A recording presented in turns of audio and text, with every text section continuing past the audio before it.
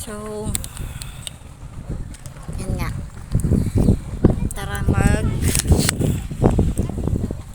dito, fish port din.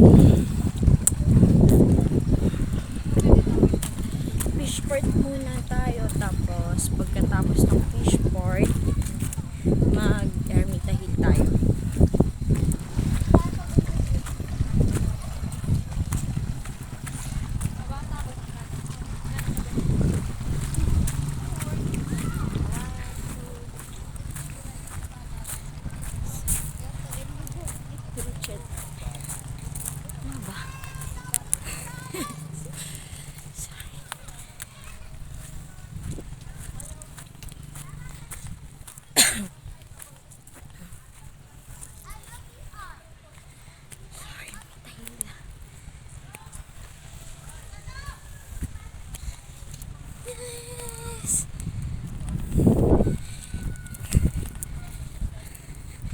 Tara, bes.